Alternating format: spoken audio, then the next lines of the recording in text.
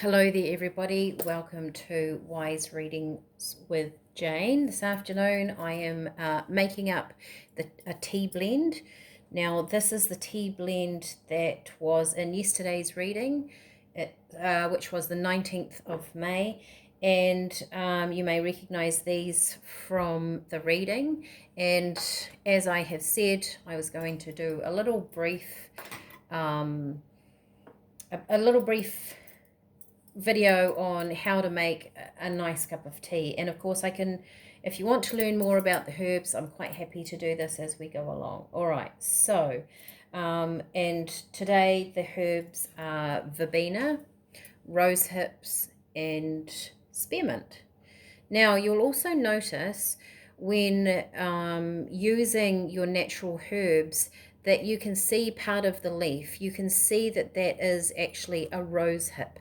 You can see the leaf here, right? The green tea that I have, when you put it into your cup or your pot, you'll see the leaf actually unfold.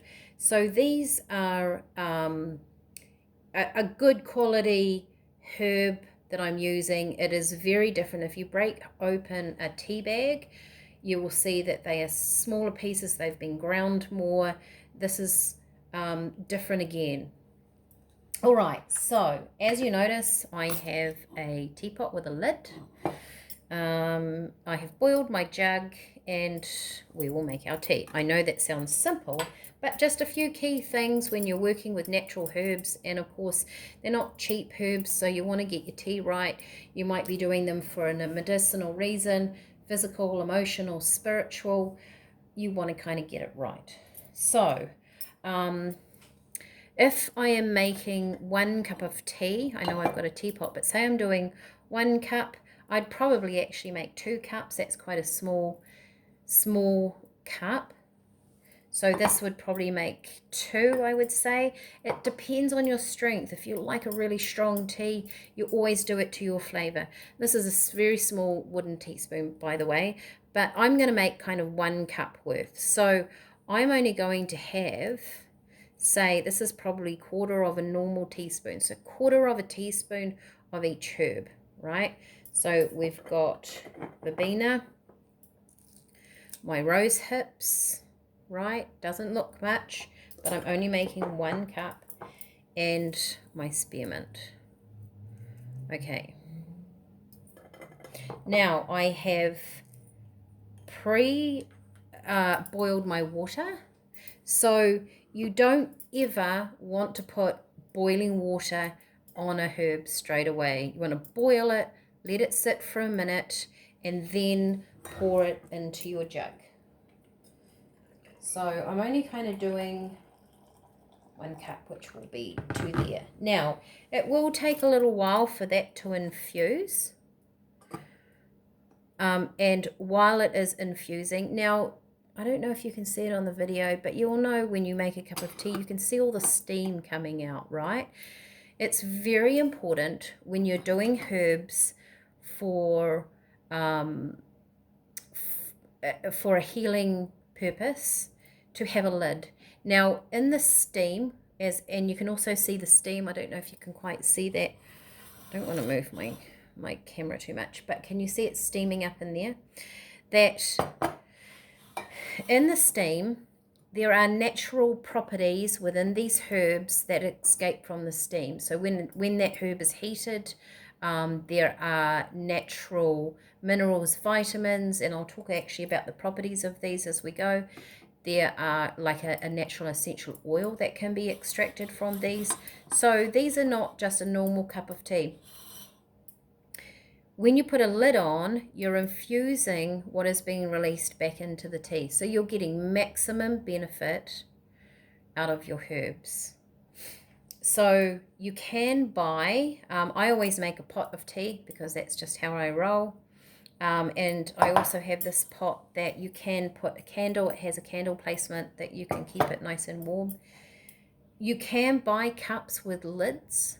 If you're doing this for a health benefit, which I think if you're using natural herbs always should be because they are there to be used, you can simply cover your teacup with a a little tiny lid, a placemat, something just to keep that steam. So the steam is going back into your tea, okay? Now, as that is brewing, I'm just going to talk a little bit about the herbs, just so you know a little bit more about them. So verbena. Now, verbena is a nerve tonic. It is also called vervain.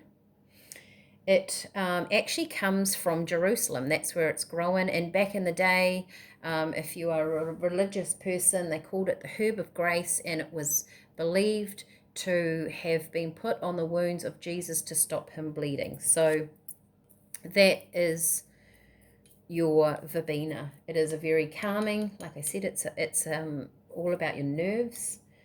It's about your wishes coming true. I think a bit of good luck there. It was thought to be a very blessed herb back in the day. It is good for depression, headaches, anxiety.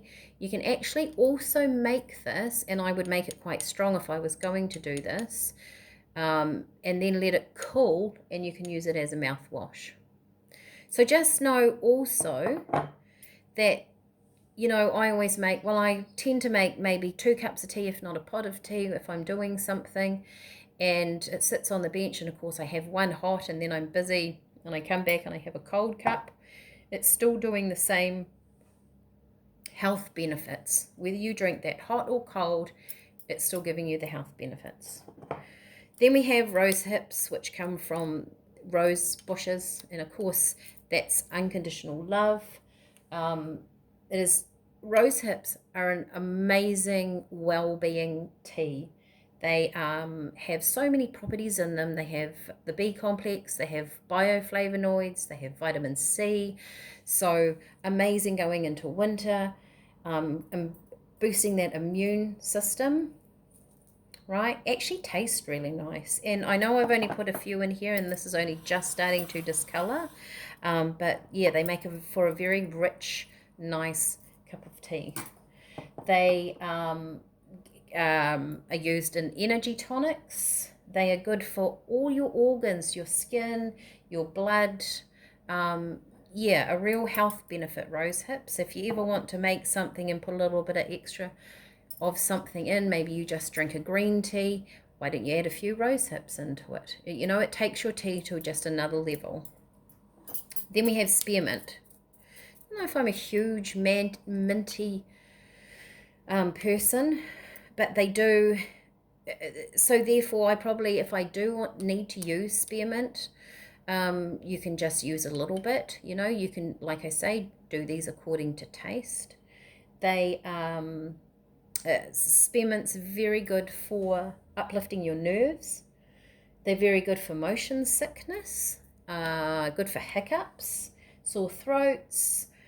Spearmint actually balances the acidity in your body, and on an emotional level, good for confidence. So aids in public speaking, inner clarity, courage, things like that.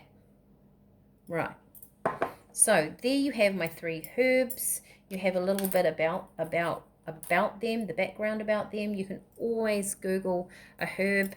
I've worked with teas for a long time, so I like to cross-reference my teas as well. And I like the thought of them working on a physical, an emotional, and a spiritual level.